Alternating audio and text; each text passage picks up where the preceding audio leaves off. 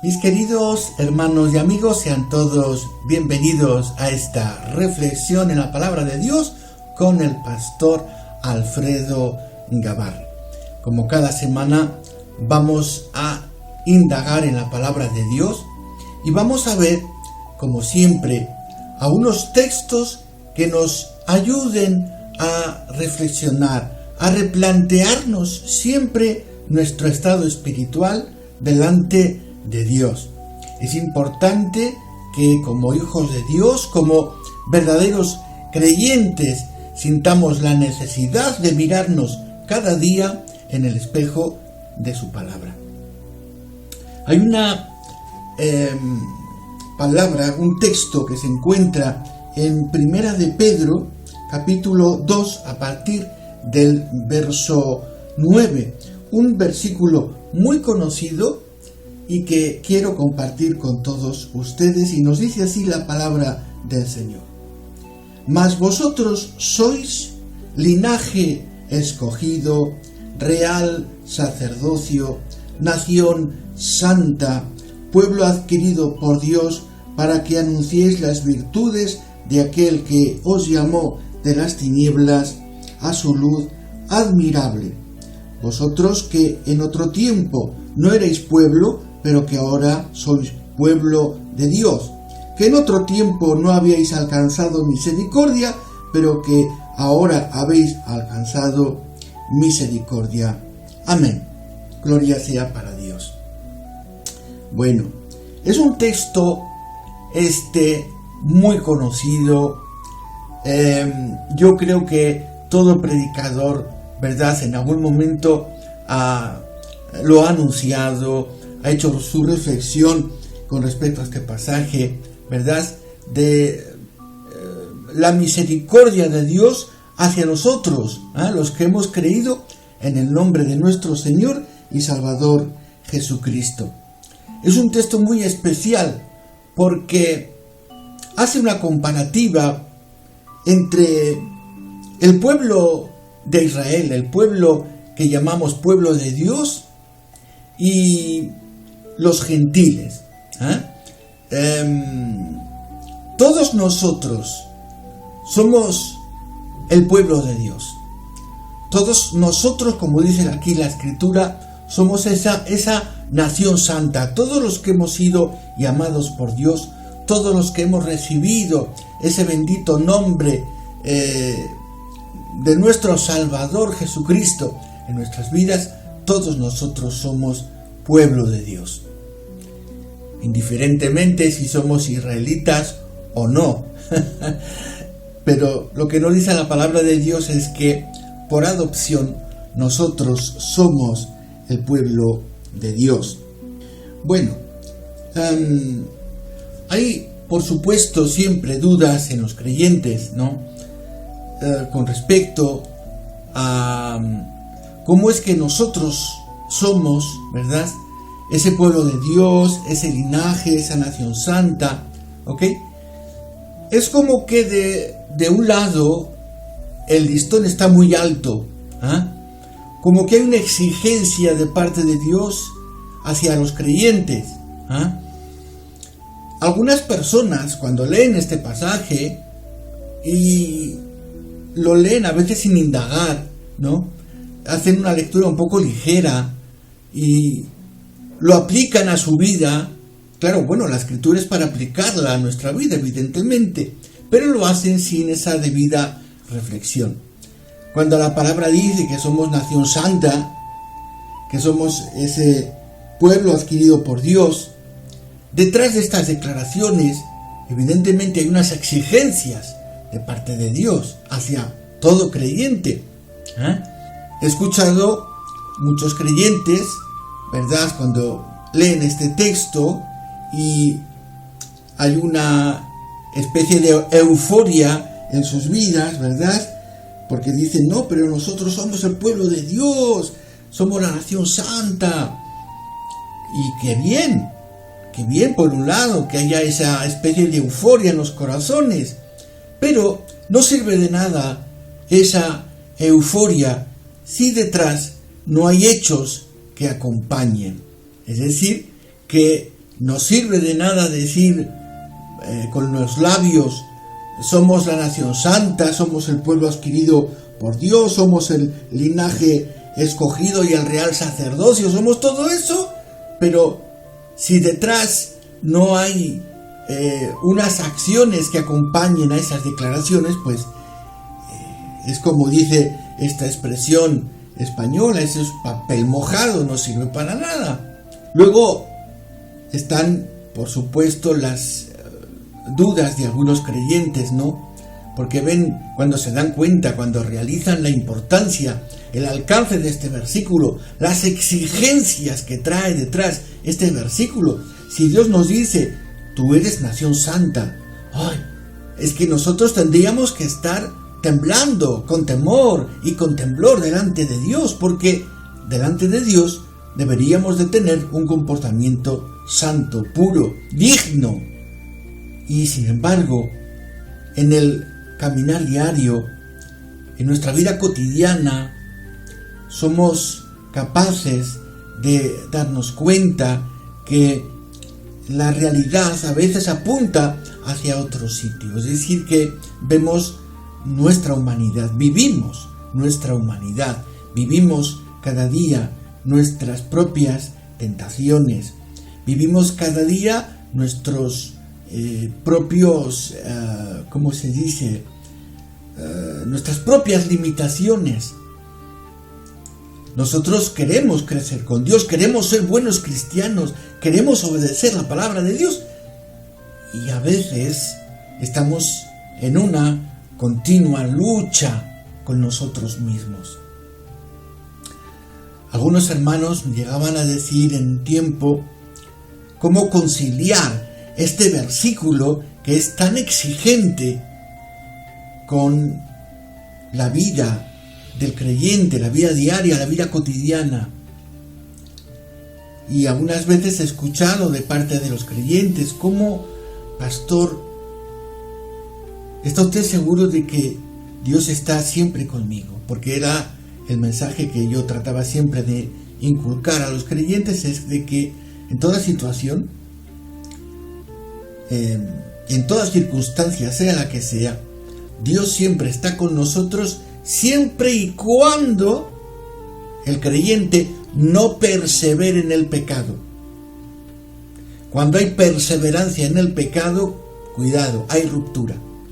Pero mientras el creyente no se apegue al pecado, sino que el creyente se arrepienta con sinceridad delante de Dios.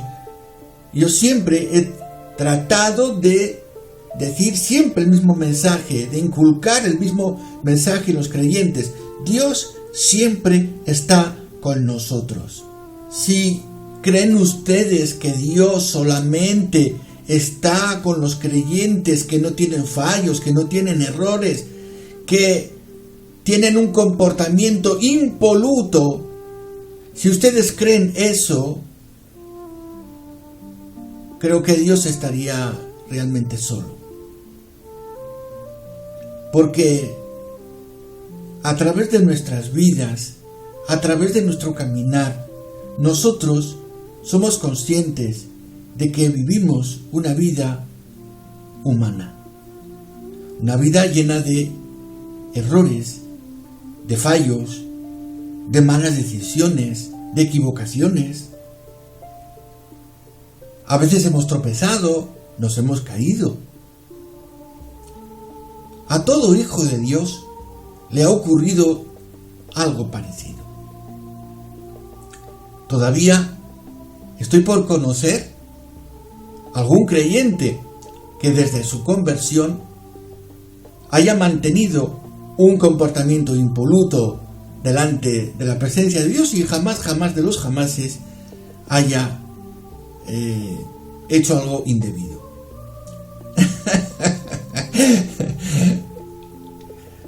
En algunas ocasiones, predicando este mensaje en las iglesias, he dicho: si hay alguno en la sala que tiene estas características, por favor, que se quede al final, porque me quiero echar una foto con él.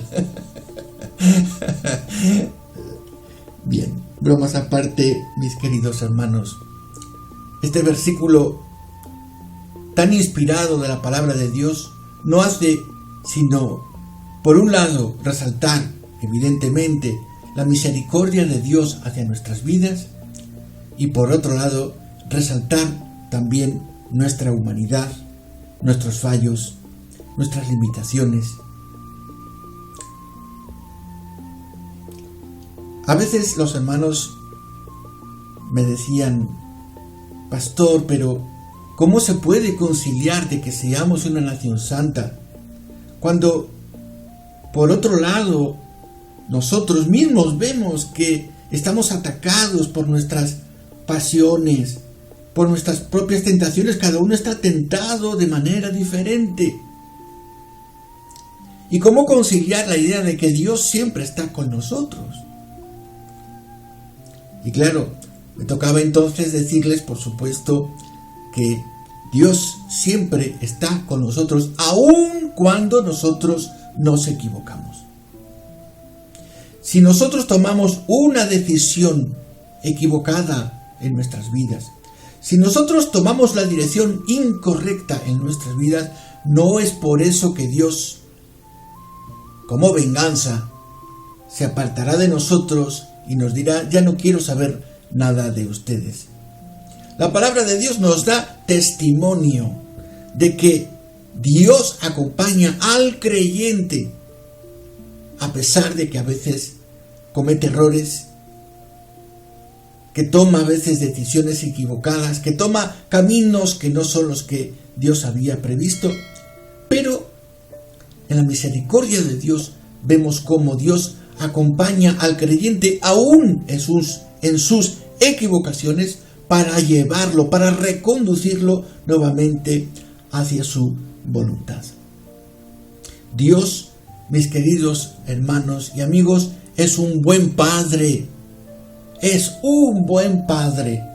Y como buen Padre que se preocupa por sus hijos y que quiere lo mejor por sus hijos, está siempre con ellos, aun cuando sus hijos se equivocan.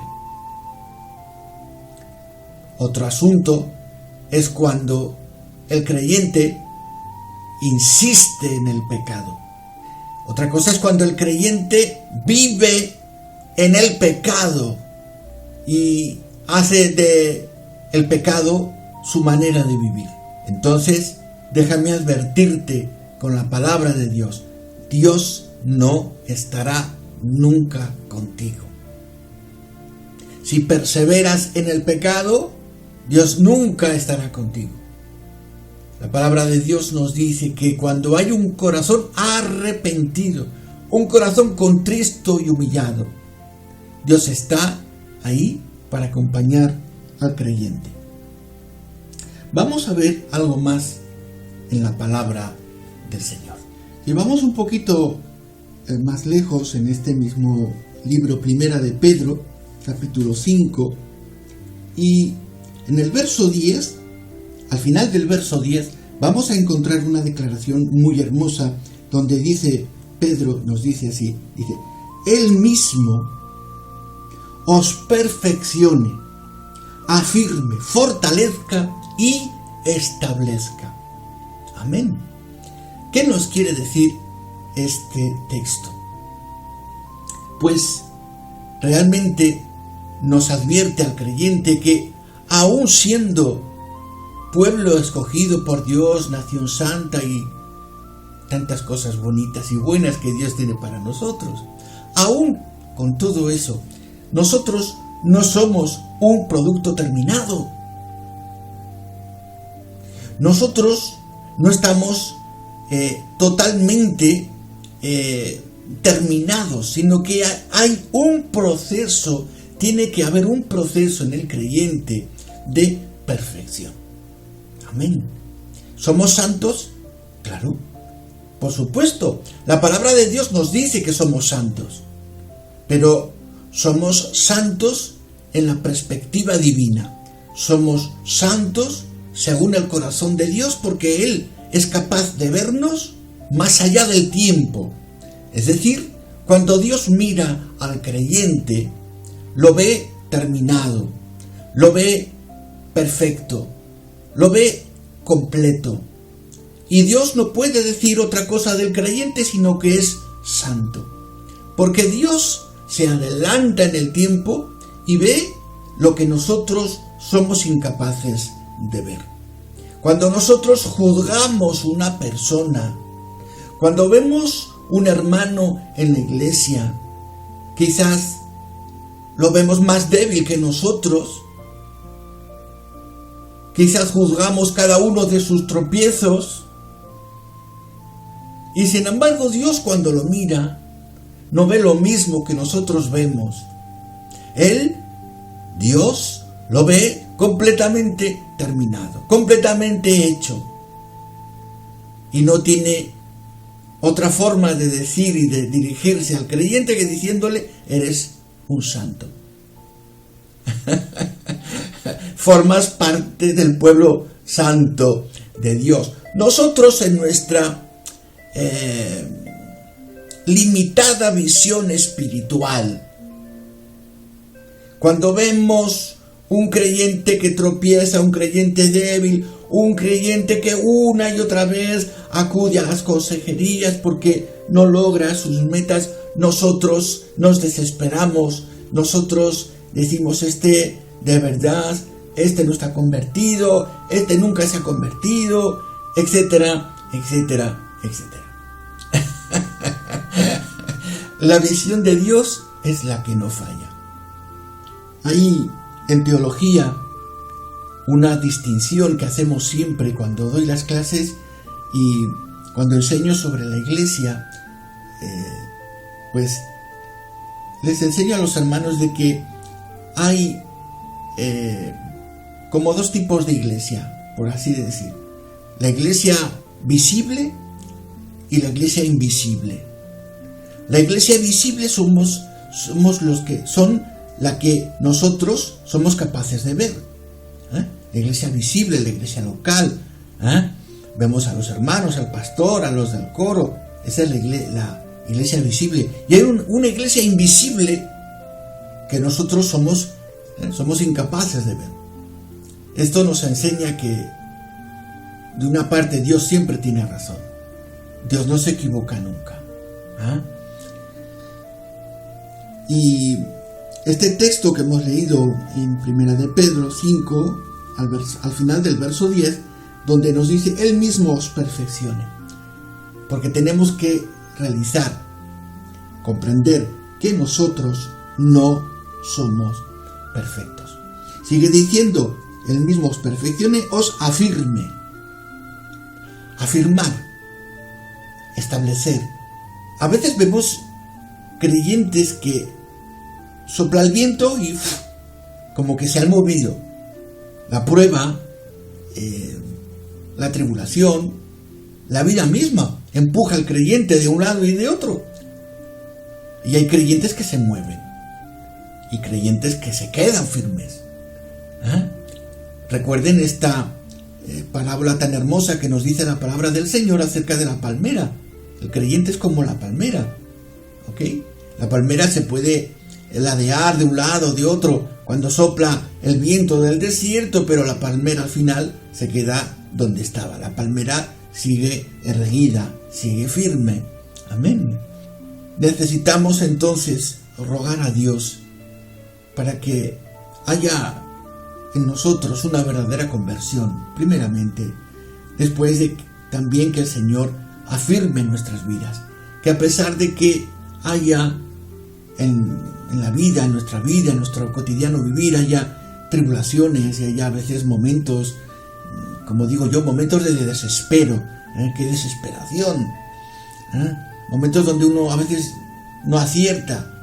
A veces he escuchado de los hermanos que vienen en las consejerías, pastores, que ya, la verdad, no sé qué hacer. El desespero.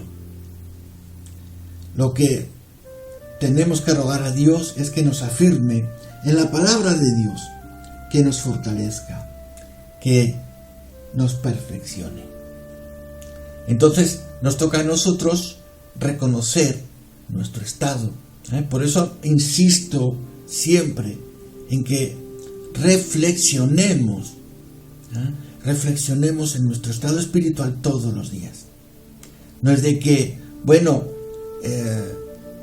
el hermano fulano pues está muy bien, viene todos los días al culto, acude siempre a la iglesia, está muy bien, perfecto, viene a las reuniones de oración, está estudiando la palabra, qué bien. Eso no dice nada.